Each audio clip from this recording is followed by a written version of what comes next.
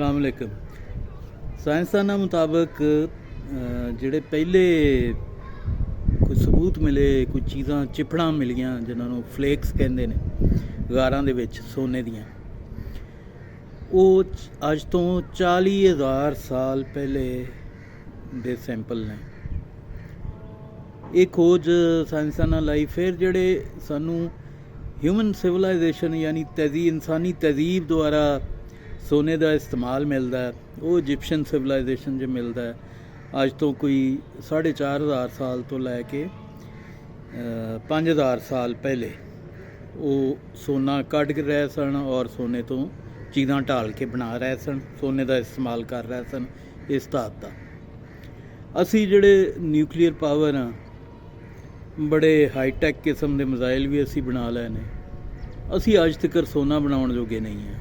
मतलब एक most superior technology जिहड़ी है वो साडे कोल है। असी न्यूक्लीयर वैपन बनाने असी मिसाइल टैक्नोलॉजी बनाने लेकिन असी सोना कढ़न जोगे अज तक आप नहीं हैं। साडा सोना चाइना कढ़दा पिया और सिर्फ 20% सानू लभदा है, बाकी वो सारा उत्थे लै जांदे ने, उत्थे जाके वो रिफाइन करदे ने, उत्थे जाके उहदे चों तांबा पित्तल ते सोना वक्खो वक्ख हुंदा है।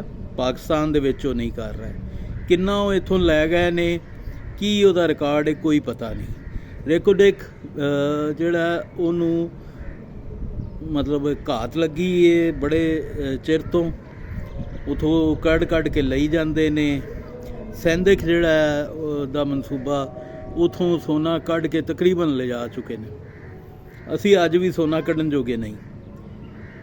फिर असी वाई बीजी जोगे भी नहीं। वाई बीजी वास्ते अरबां नूं 55 लाख सुनन च आ रहा है कि जी 55 लाख एकड़ ज़मीन जिहड़ी है वो कोऑपरेट फार्मिंग वास्ते अरबां नूं दित्ती जा रही है। हुण 55 लाख दे कोई टोटे करो तो कोई 30 वारी 55 लाख दे तो पाकिस्तान उंज ही मुक जाएगा।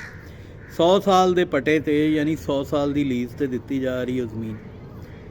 सो असी वाई बीजी जोगे भी नहीं। तो असी जींदे क्यों हाँ, असी मर क्यों नहीं जाते? असी ये रियासत उंजे ही किसी को क्यों नहीं दे देंगे? रौला ही मुका दईए। असी तो किसी जोगे भी नहीं, टैक्नोलॉजी तो असी अगे ही बनाउण जोगे नहीं ना। तो जिहड़ियां आ चीज़ां 5,000 साल पहले तो हो रही ने और हड़प्पे जिहड़ा चावल का सैंपल मिले वो 7,000 साल पुराना है। 7,000 कबलत मसीह का, यानी हड़प्पे च चावल की काश्त चीन तो भी पहले होने लग पई। पर असी साडी रियासत पाकिस्तान के मुताबिक असी वाई बीजी जोगे भी नहीं। असी क्यों जीने हैं? असी मरदे क्यों नहीं? असी धरती ते दुनिया ते बोझ वो ज़मीन ठेके ते दईए ना। तो कहंदे हुंदे सी सियाणे भी ये बंदा बड़ा नकारा है। उस बंदे की कोई टके की वैल्यू नहीं सी हुंदी जिहड़े ज़मीन ठेके ते दे देंदे सी, आप वाई बीजी नहीं सी करदे। ते बड़ा भैड़ा समझिया जांदा सी। पर ये तो मुल्क ठेके ते दित्ती जांदे ने। इत्थे एक बड़ा मशहूर जमाना लाहौर च हो गुजरिया, एक की उहनूं कहीदा डॉन मदर तिब्बी।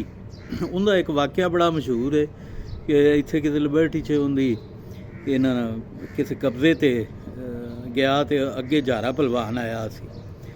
ते वो जारे ने उन्होंने अपनी पहलवाना वाली धमकी लाई और आख्या पहलवान चला जा, क्यों आपदी जवानी नूं रोग लाउणा है। अगों तिब्बी ने बंदूक नाल एक लकीर खिंची ते आख्या पहलवान जे आ लकीर लंघिया ना तो ब्रस्ट पूरा तेरे पिंडे दे विच ही आएगा। तो जारे ने जो वेख्या भी हुणे नहीं टलू और वाकई ये ब्रस्ट तो मार भी देगा। वो बड़ा मशहूर सी, उहदे सिर ते मतलब इनाम रखिया सी सरकारां ने भी, और एक SHO के इंस्पैक्टर नूं उहने साड़ भी दिता सी थाने दे विच। ते नां तां उहदा बड़ा सी मदर तिब्बी दा। तो जारा डर गया, उन्हें आख्या पहलवान वंड के खा लेने, जे कोई वध होवे शायद ते 2 भरा वंड के खा लेंदे ने। उन्हें फिर आख्या उन्हें पहलवान असी वंड के नहीं खांदे, असी जिन्ना दुध होवे पीता जावे पी लेने, बाकी रोड़ देने। ਤੇ ਇਹ ਸਾਡੀ ਰਿਆਸਤ ਨਾਲੋਂ ਤਾਂ ਉਹ ਮੈਂ ਨਾ ਮਦਰ ਤਿੱਬੀ ਡਾਊਨ ਦਾ ਫਲਸਫਾ ਹੀ ਬਿਹਤਰ ਸੀ ਵੀ ਜੇ ਇਹ ਜਵਾਬ ਪੇਸ਼ ਕਰਦੇ ਨੇ ਕਿ ਉਹ ਪੁਰਾਣੇ ਮੈਥਡ ਨਾਲ ਵੇਸਟੇਜ ਆਉਂਦੀ ਹੈ ਤੇ ਇਹ ਜਿਹੜੀ 80% ਵੇਸਟੇਜ ਤੁਸੀਂ ਆਪ ਹੀ ਦਿੱਤੀ ਜਾਂਦੇ ਜੀ, ਇਹਦੇ ਨਾਲ ਤਾਂ ਬਿਹਤਰ ਹੈ ਵੀ ਰੋਡ ਦਿਓ, ਇੱਥੇ ਦੇ ਇੱਥੇ ਹੀ ਰਹਿ ਜਾਏਗਾ ਨਾ। ਕਮ ਸੇ ਕਮ ਉਹ ਖਾਮ ਮਾਲ ਦੀ ਸ਼ਕਲ 'ਚ ਚਾਈਨਾ ਟਰਾਂਸਫਰ ਤਾਂ ਨਾ ਹੋਵੇਗਾ।